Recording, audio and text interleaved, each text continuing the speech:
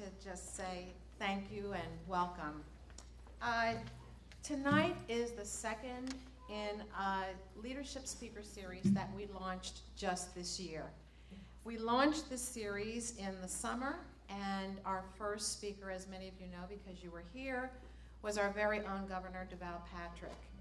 But what inspired this series for us was, in fact, a desire for us to provide for our community and others a way to hear from leaders who inspire us because they are making a difference in the world.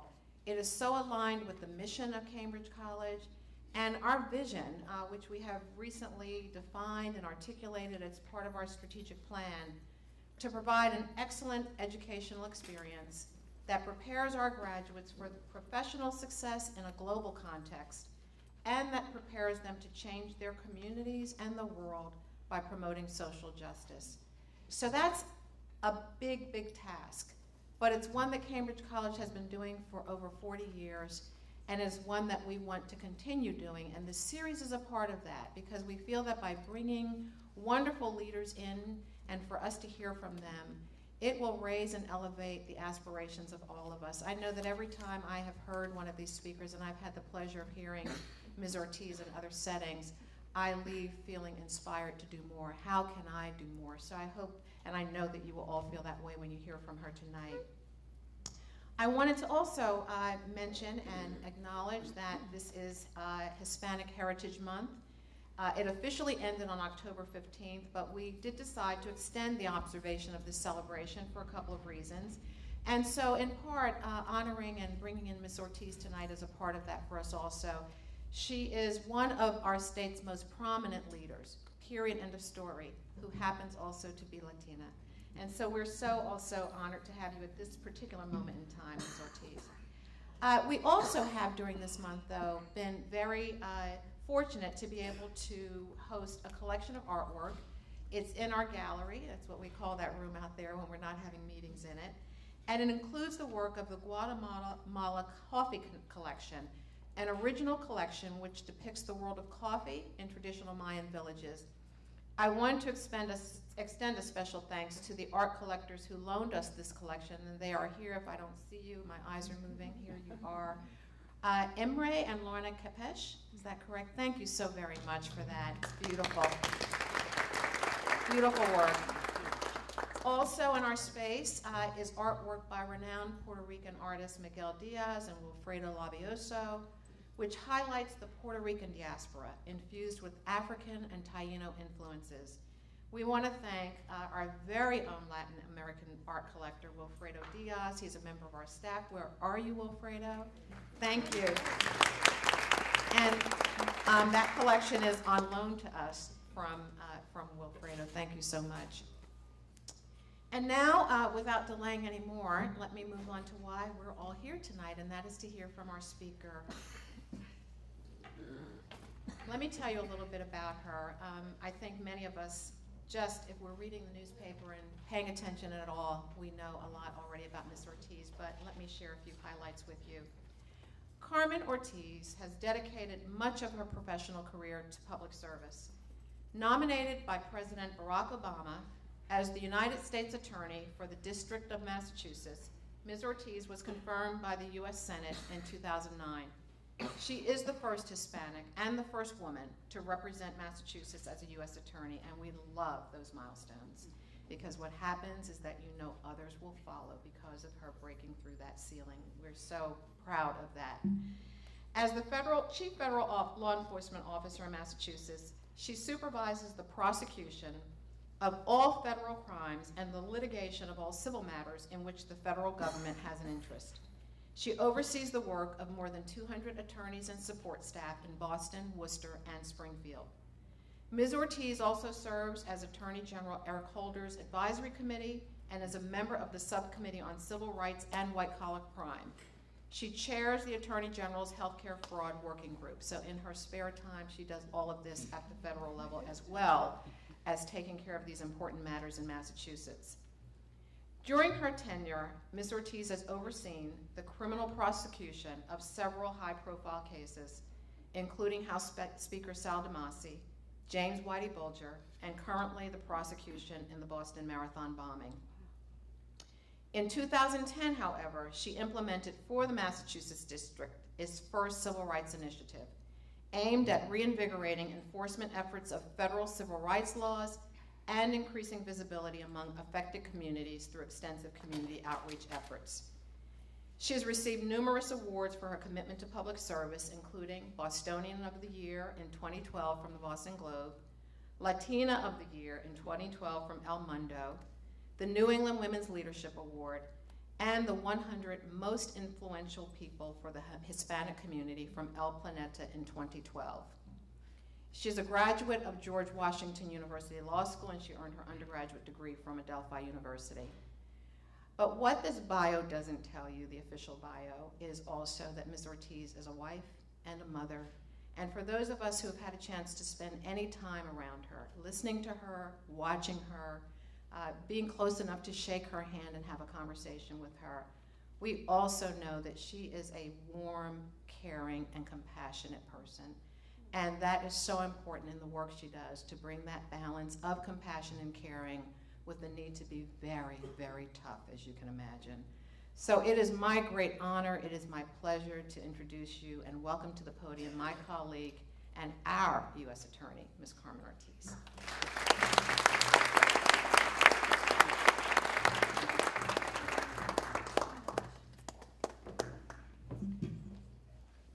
Good evening, everyone.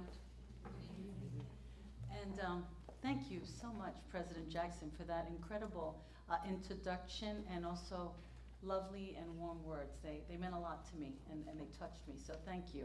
I can't tell you how delighted I am to be here tonight, to have an opportunity to share with you a little bit about who I am, the role that not that I play, but the role that I carry out as United States Attorney, the work of my office, and talk a little bit about some of the key cases that actually President Jackson has had an opportunity to mention in the introduction.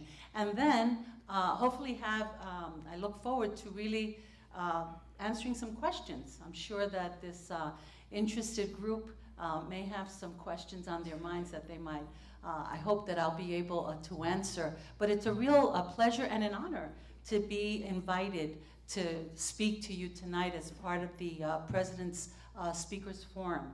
And I'm not sure that I'm going to be able to fulfill the same display that Governor Patrick did the first go-round, because I've seen him speak. He's tremendous. But I hope that I can share with you some information and some interesting tidbits about who I am, what I do, and hopefully how the work that we do at the U.S. Attorney's Office and somehow touches the life of each and every one of you. And also, in telling you my story, I hope, especially being here at Cambridge College, that focuses on providing an education and a future. And primarily, I read a little bit about your average student in terms of older adult, your majority, a great female population here. I hope that in hearing my story and the work that I do, many of you will come to see that you know, if I'm able to do the kind of work that I do, given the background that I come from, you know, many doors are open for you as well, given your efforts. So let me get started. You know, as you heard President Jackson tell you, I'm the Chief Federal Law Enforcement Officer as U.S. Attorney, and quite frankly, I'm not exaggerating when I say that it's been quite a journey for a girl from Spanish Harlem to all of a sudden be the U.S. Attorney for the state of Massachusetts. But rest assured that even though I'm originally from New York City, I am a Patriots fan, and yes, a Red Sox fan. So, and I know there's a World Series game, so I'm not going to be talking to you all night. You know, prior to becoming the U.S. Attorney, I spent 12 years in the office as a line assistant U.S. Attorney, primarily investigating and prosecuting white-collar financial fraud kinds of cases. And there I had an opportunity to deal with the impact of financial crimes, not only on individuals and families, but on businesses and communities. And so I felt that doing that kind of work, being a member of the office, helped to prepare me for the work that I'm doing today. As you heard, The president nominated me, and I became U.S. Attorney in 2009. I arrived at that feat, quite frankly, because I submitted an application when President Obama got elected. It is within his province to pick the 93 U.S. attorneys that sit throughout this country. In some states, you'll have 3 or 4 U.S. attorneys. I'm thrilled to say that in Massachusetts, there's only one, and that's me.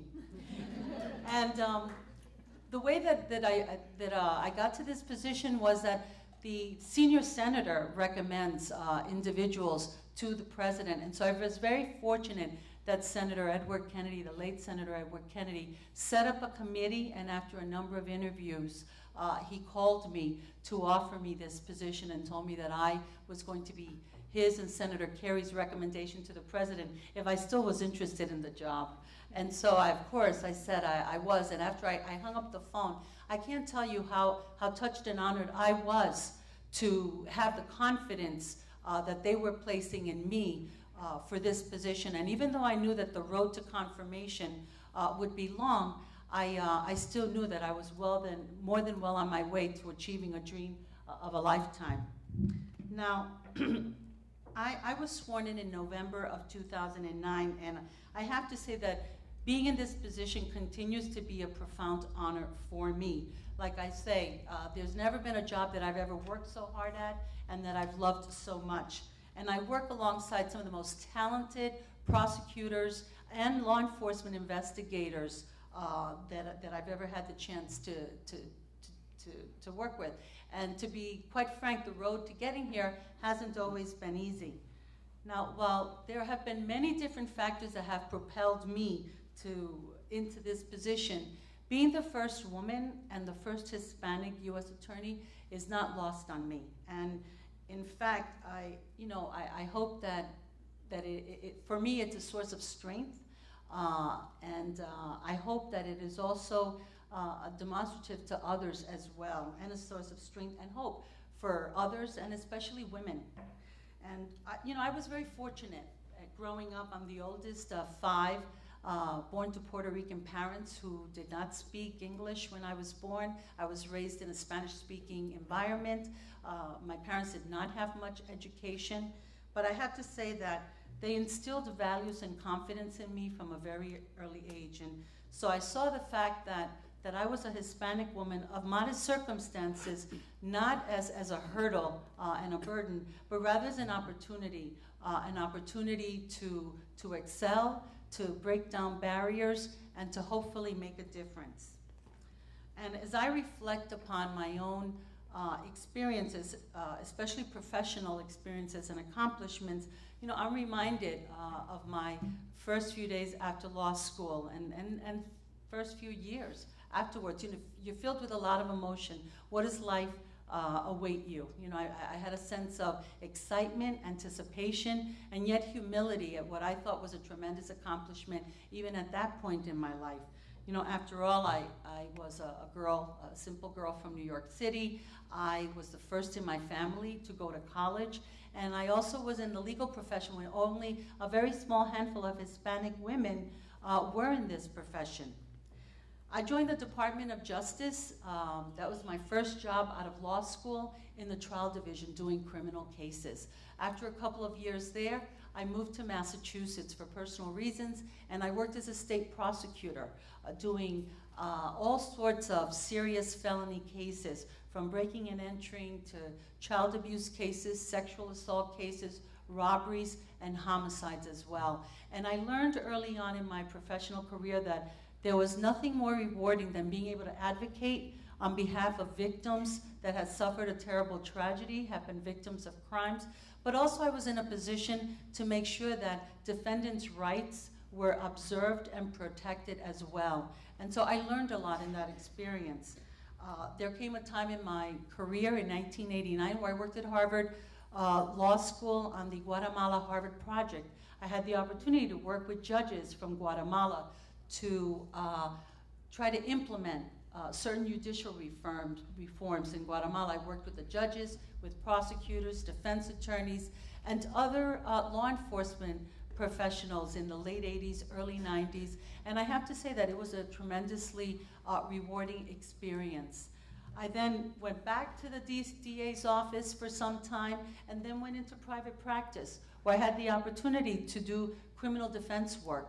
And I have to say that I thoroughly enjoyed that kind of work, being able to help people who had gotten into trouble, who had made the wrong decision, and whose lives were affected by that decision and their families' lives.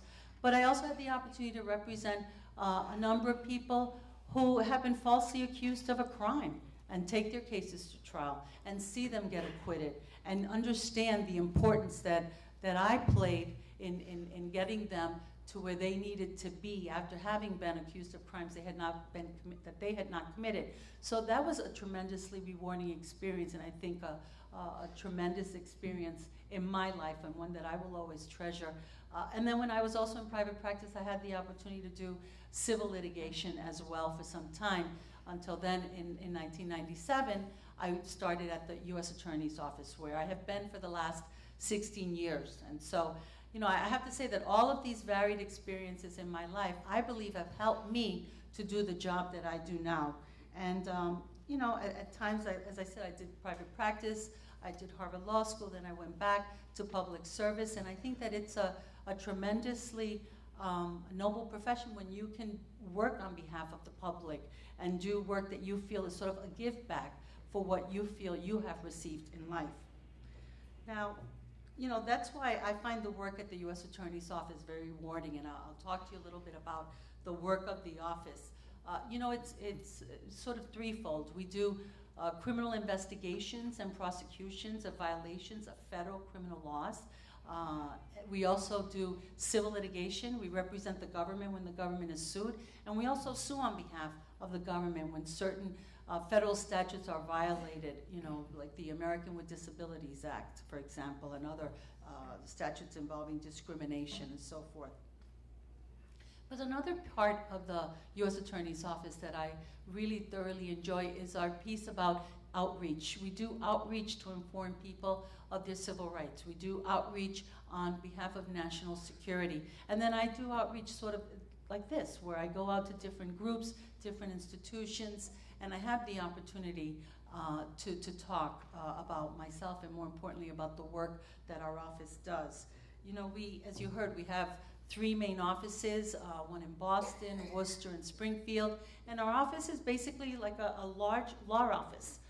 And we have lawyers, we have legal assistants, secretaries, people in our budget department, human resources, IT specialists, librarians, and quite frankly, it takes all the collective efforts of all of these specialists to achieve our collective mission, which I see my key role as U.S. Attorney is to make sure that we do everything that we can to ensure that the people of Massachusetts are safe. And in order to do that, the Department of Justice, the agency that all of the U.S. Attorney's offices basically report to and are part of, you know, we designate certain priorities. Our priorities are taken from the department's priorities with a focus on what are the needs of this particular community here in Massachusetts. Cases that are areas, for example, of the law that may be a priority in Arizona or in California, border states, may not be a top priority here in Massachusetts. So I'm going to talk to you about some of the key priorities here. And those are in the areas of terrorism and national security, civil rights and public corruption, violent crime, gun and gang violence, financial fraud, and other economic crimes, such as in the healthcare fraud arena and securities fraud.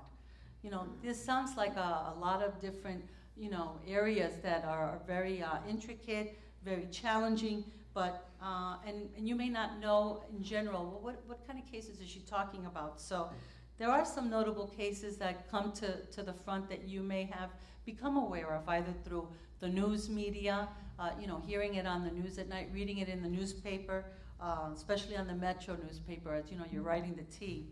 But some of the cases that we've handled more recently, which the President mentioned to you, were the ones this summer. We just had a 2-month trial involving James Whitey Bulger, which was a case dealing with organized crime. The Tariq Mahana case a couple of years ago, which dealt with national security issues and an individual who was intent on organizing and trying to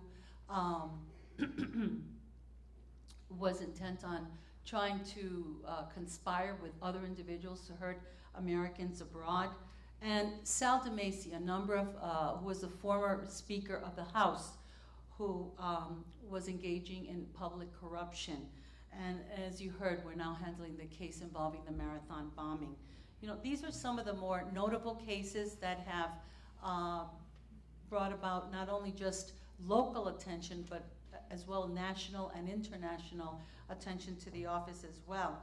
You know, for example, I mean, I think it was pretty impossible to escape this summer all the media hype that surrounded the Whitey Bulger case. And, you know, as many of you may have learned if you followed the case, that was a case that involved James Bulger, who was the former leader of the Winter Hill Gang, basically a criminal enterprise that was engaged in gambling, extortion, drug dealing, money laundering, and murders as well.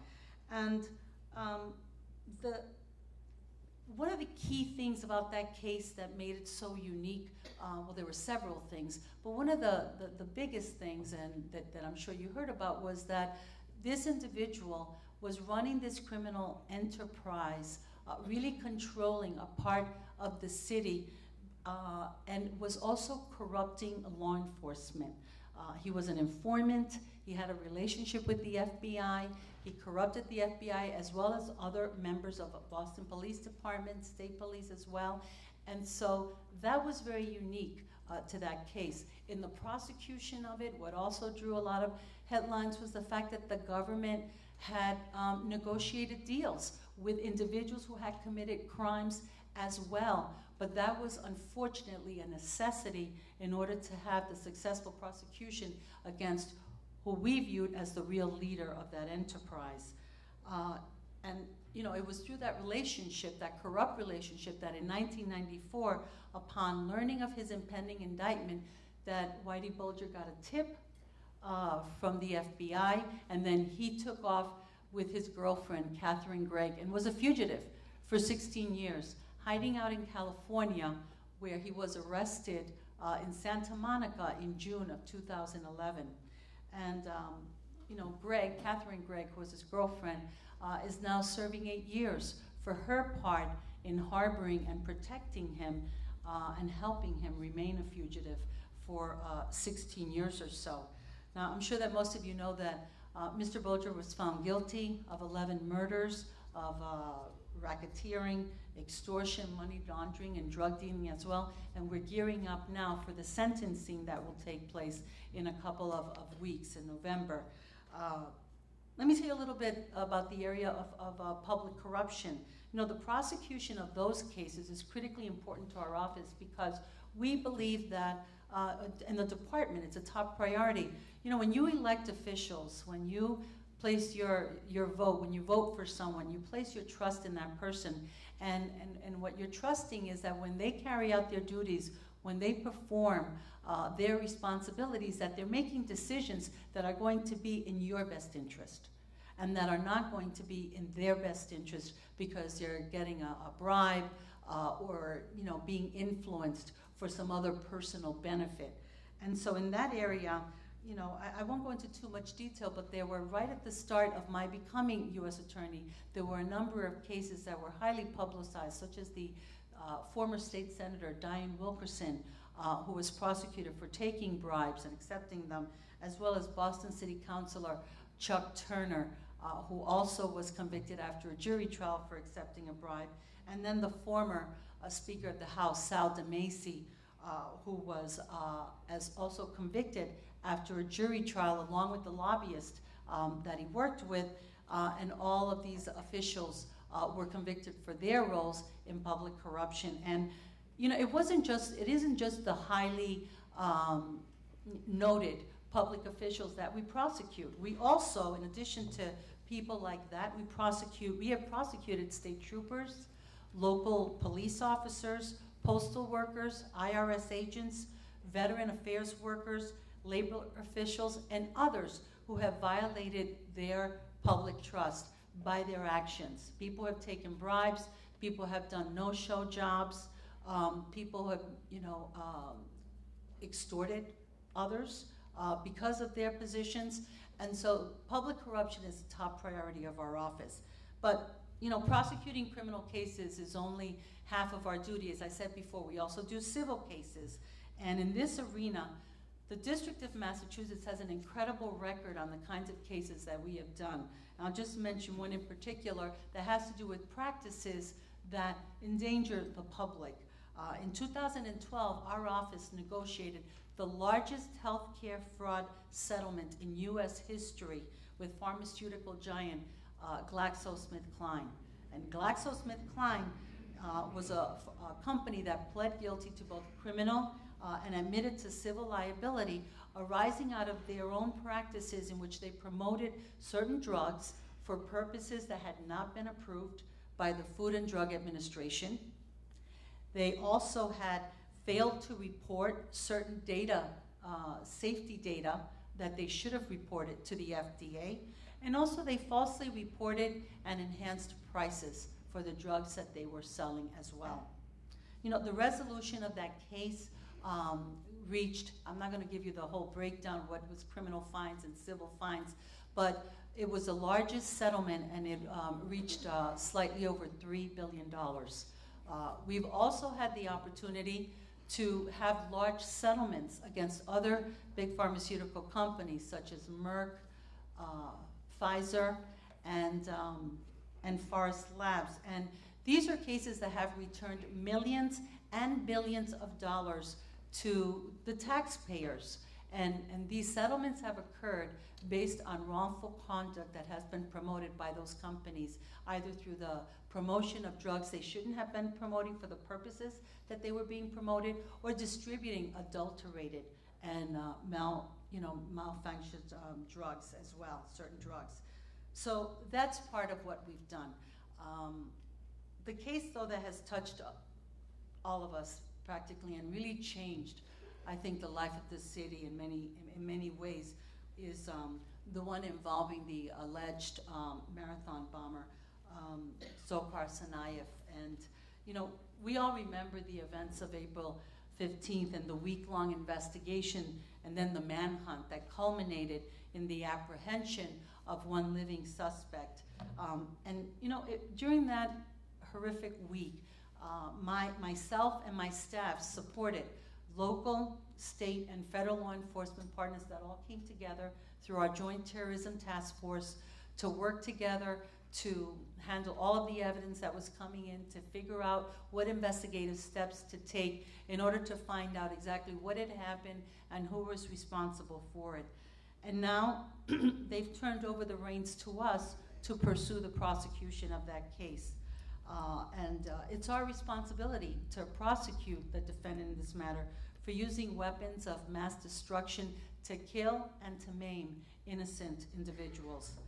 And it's also our obligation to support the victims and to do all that we can to make sure that justice is served in this matter. So you can imagine, my job comes with some steep challenges, and after 4 years, I have to say that in many ways I've come to expect the unexpected. A year ago, at this time, I didn't expect to be dealing with a government shutdown, that we would actually be furloughing people, sending people home that couldn't do the people's work. And I have to say that while those were difficult times for me as a supervisor, I felt terrible for my employees who were unsure if they were going to be getting a paycheck, not able to do the work that they felt committed to do, worrying about how were they going to pay the bills. And so it was very demoralizing to realize that at this stage of the game, when you've worked hard for many years, when you feel that you're committed and you're doing the people's work, that there's such a lack of respect, and that there's no real accreditation and admiration for the work that you do. And so that was a very tough couple of weeks in my office, and I felt particularly upset for people who had financial hardships. Now it's over. Everybody's back to work. Yes, they are going to get paid, but really, what a waste of time, of resources, and of our taxpayer dollars. And I say our taxpayer dollars. You know, a year ago at this time, I didn't expect to be blamed by the media and by the family of a young man that had been charged with a crime of hacking involving MIT, that he would take his life, and that it would be viewed in a certain light, and difficult to get the message across. It was a tragic situation, and so, you know, that was something that I did not anticipate, you know, as you carry out the responsibilities of your job with the people that you are committed to doing it with. And then, of course, a year ago at this time, I didn't expect to be interrupted during a staff meeting with senior members of my office that there had been an explosion and that a bomb, or it looked like a bomb. It wasn't clear what had happened, but that there had been a massive explosion at the Boston Marathon and that people were hurt, and we needed to figure out what had happened.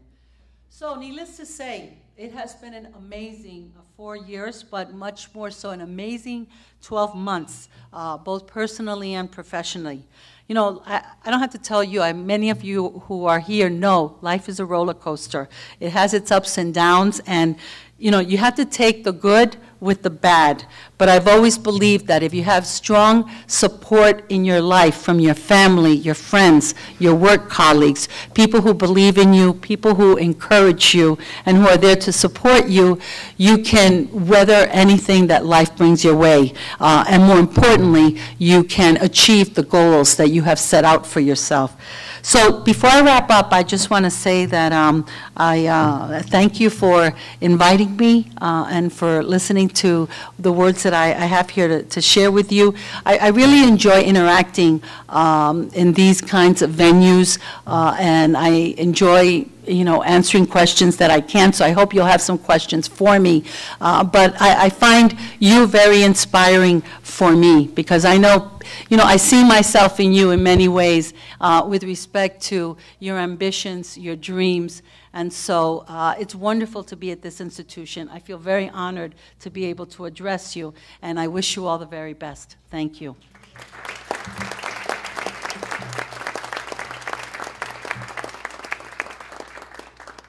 just want to open up the floor to any questions.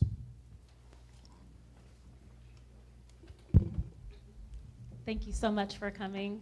I'm the Dean of Student Affairs here, and I'm so excited for our students to be able to be exposed to a leader, and then specifically our female students to be exposed to a female leader. My question is twofold.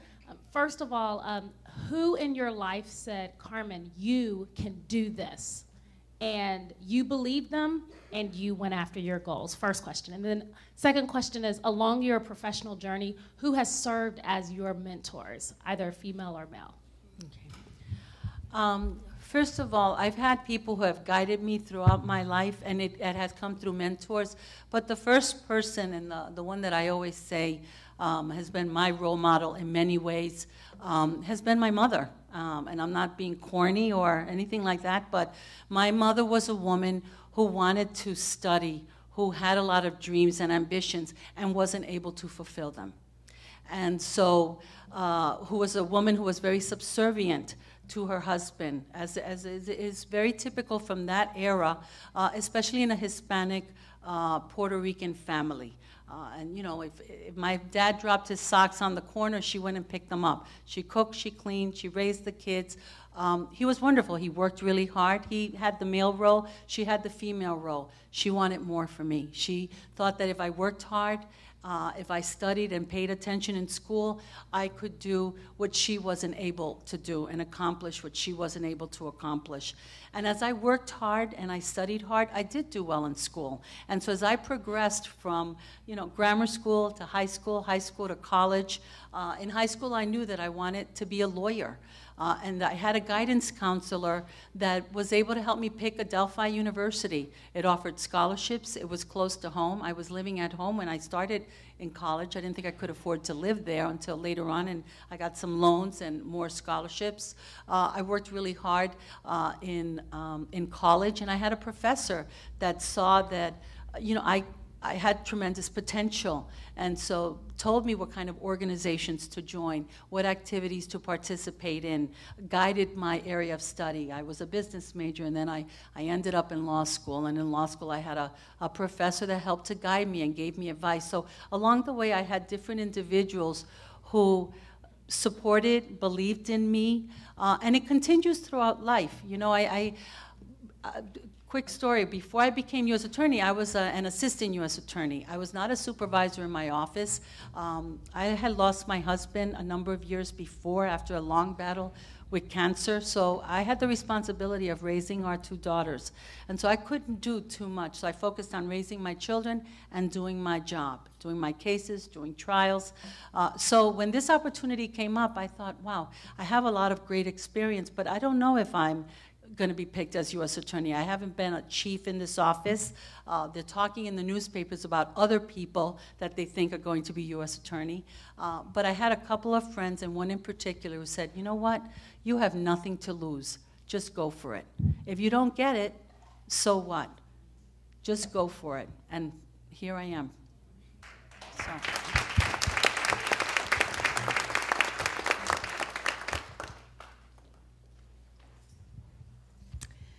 Good evening. I want to say thank you. You're a true inspiration. You know, I look at women that are in these roles, and it really does inspire me to keep going forward. My question for you is, with all that you've done and dealing with so many difficult cases, and, you know, especially the child abuse cases, and when you come up, you know, against things like that, how do you, or who do you go to that when you need that release, you know, from life and trying to juggle it all to make it make sense, you know, to keep it together? You know, how do you deal with that? Well, I have been very, very fortunate. In terms of balancing things and so forth, I've been a woman that has always had a lot of female friends around me, from college through law school and in every job that I've had. And I have strong women friends. And I have to tell you, without those women friends, and my 2 sisters, I have a strong family unit, I would not have been able to deal with my husband's death, his illness, first of all, before he died, my girls growing up and dealing with the challenges of teenagers. I'm thrilled to say they're 22 and 26. And so in terms of balancing life and getting support in that way, it's been all my friends, quite frankly. With work, for example, and the stresses that, you know, in certain issues that come up with cases, I talk to my colleagues because there are very personal things regarding cases that it's difficult to share outside of work. And so I share those with my colleagues. And also when, you know, you're trying to brainstorm and try to have input, you know, not every situation is an easy one to arrive at. And so I do benefit from different people's counsel and advice and perspectives. And then at the end of the day, I make the decisions I make.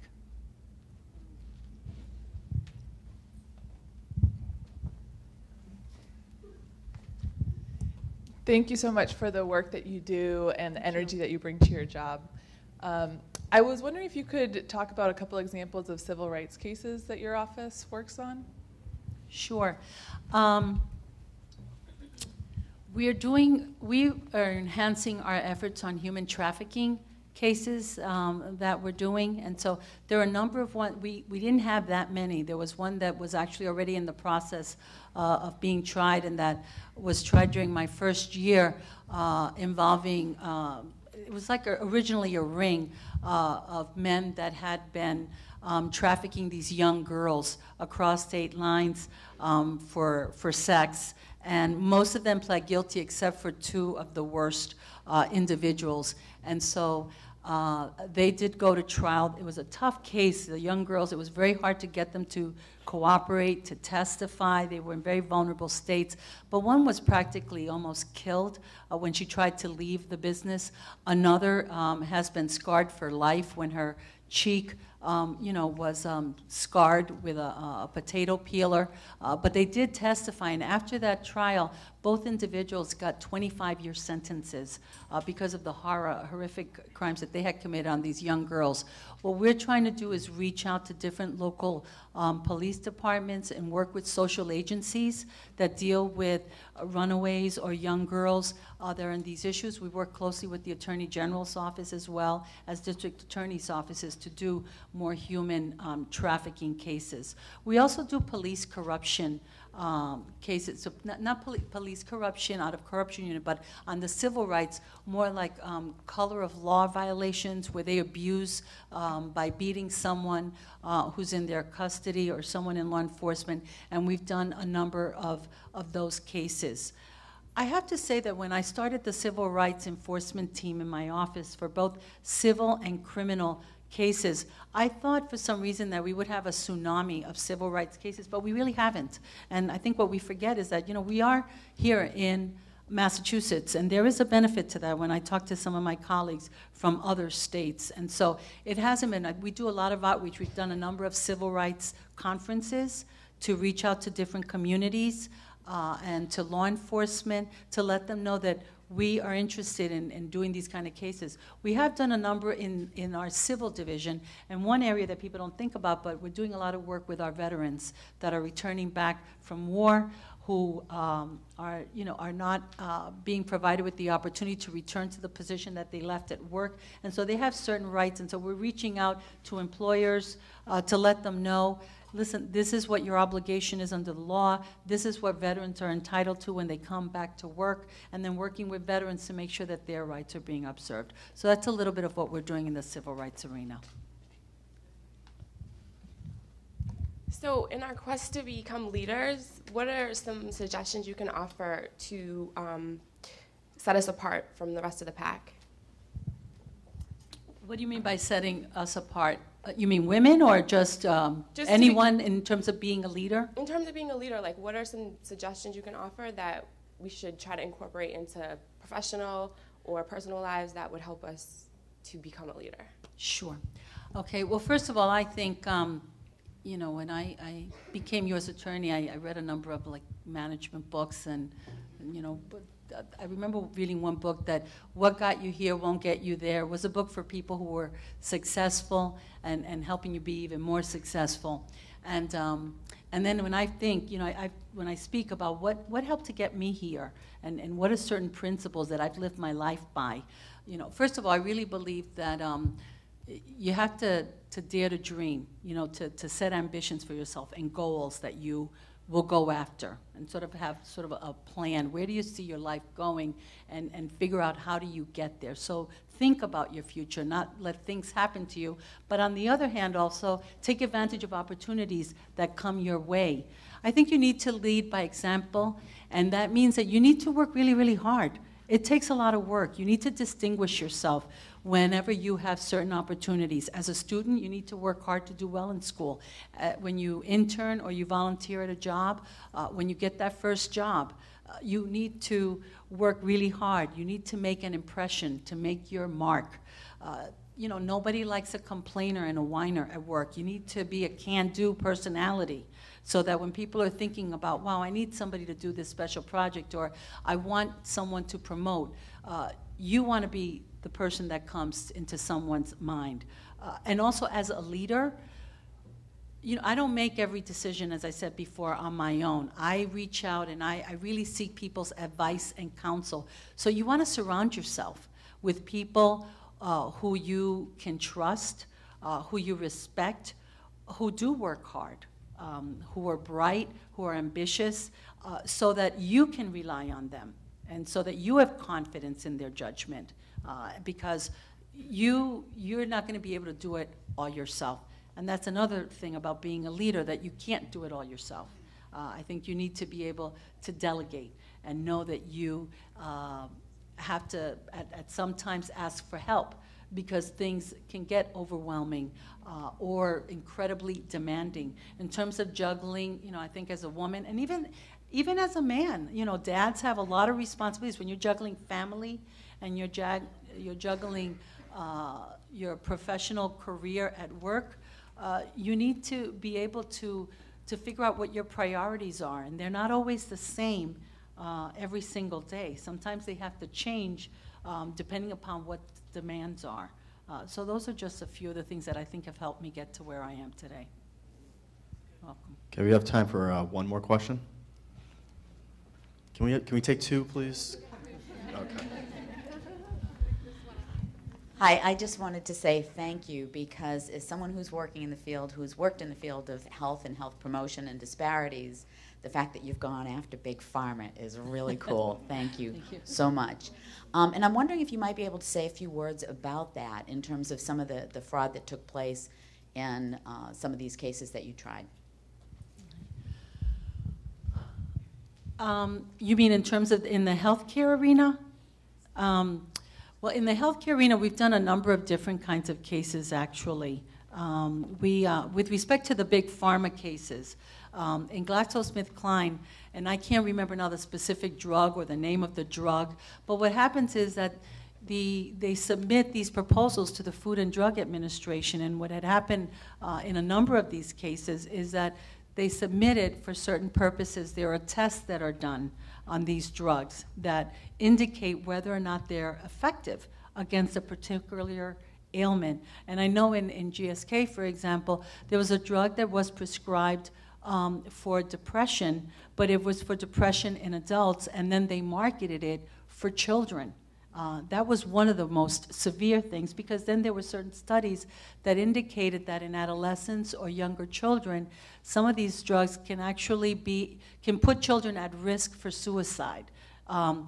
So it doesn't mean some of these drugs have not gone off the market, but it just means, number one, you have to have the FDA approve that purpose, and then you have to have the warning. On a number of the drugs, now they're still on the market, but they'll have like a double black warning, letting the person who's going to make the decision that they're going to use this particular prescription drug at least know of the risks. If you're aware of the risks and your doctor prescribes it and then you make that decision, at least you've been on notice. But when they promote a drug without telling you of the risk and for a purpose that has not been approved or for a purpose that actually has been disproved. I remember that one of the drugs, for example, the studies had shown that it was totally not efficient at all. And so that's a problem. And that's against the law. There was another drug in which they had studies. There were like 3 studies. 2 of the studies showed that the drug was completely inefficient, was not effective for the purpose it was intended. 1 study showed that it was likely effective. They only published that 1 study. So they failed to disclose the other safety data that really would have told the user and the FDA that this drug was useless. Another case that we did, this was a GSK case a couple of years ago, was in which they distributed adulterated drugs. They had a plant in Puerto Rico, in Sidra, Puerto Rico, and that case resolved itself. I think it was a $750 million settlement that we arrived at, but it came out that at that plant, the drugs that they were selling were contaminated. Some with like biomicronisms, some drugs were adulterated in the sense that the potency, it either wasn't as strong as it indicated, the label indicated it was, or it was more strong than the label indicated.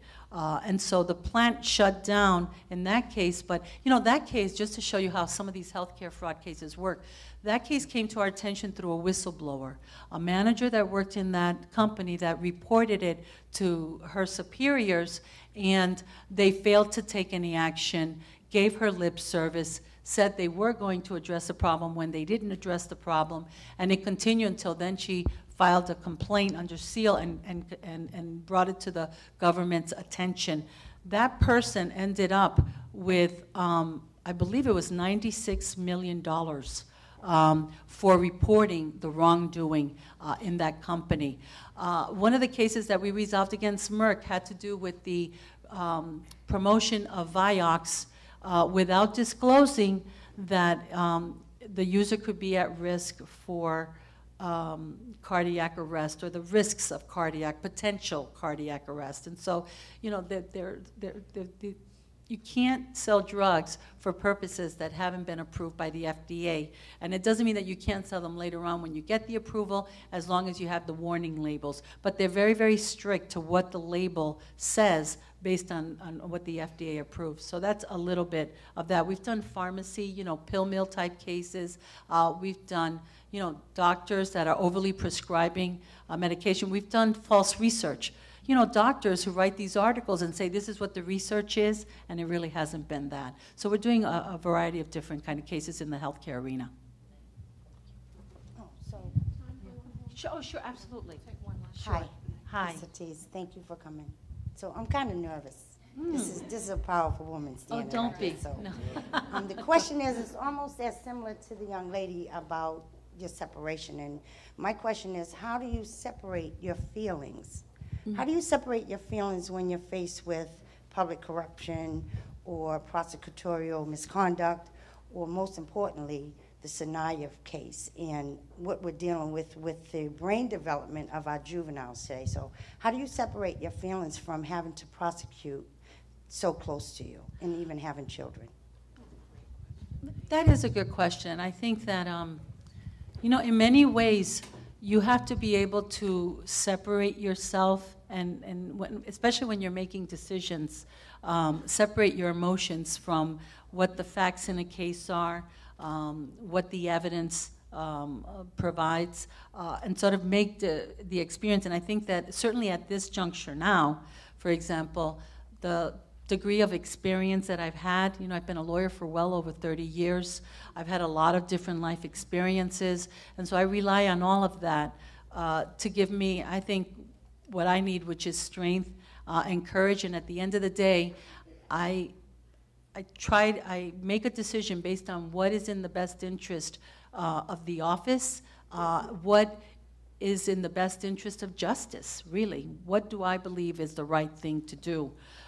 Now, when I was a younger lawyer, and I have to say, when I was more, you know, I'm the decision maker now. I'm the boss, and so I deal with other people who are more on the ground, who are dealing with more of the details. Although, quite frankly, in my position, I've dealt with victims and families of victims, and not only in the Marathon case, but in the Gary Sampson case, which is a death penalty case in our office, in the Whitey Bulger case, when I've dealt with those families as well.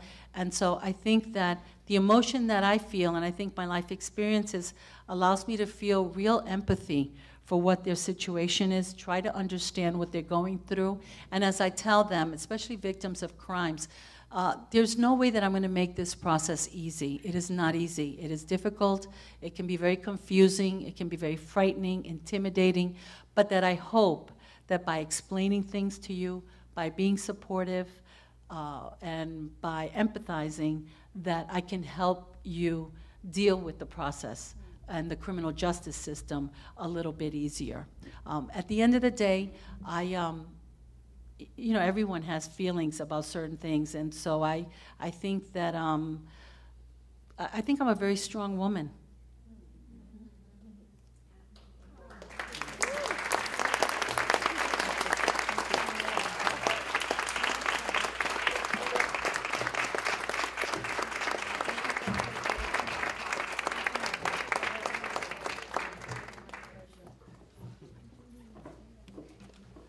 So I first want to say thank you so much, and we will have a little teeny Cambridge College memento to send you off with. As a public official, she's not allowed to accept much, but we think something small will be okay to remember us by.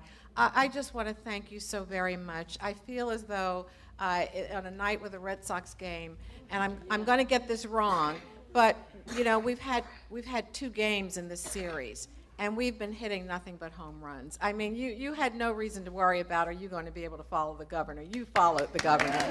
Thank you so much. You have so exceeded our expectations for what this forum is all about. What we've been trying to bring to you is, again, first, someone who will inspire all of us inspire us with a message that you can do it too. And I think if nothing else, you have heard that from U.S. Attorney Ortiz.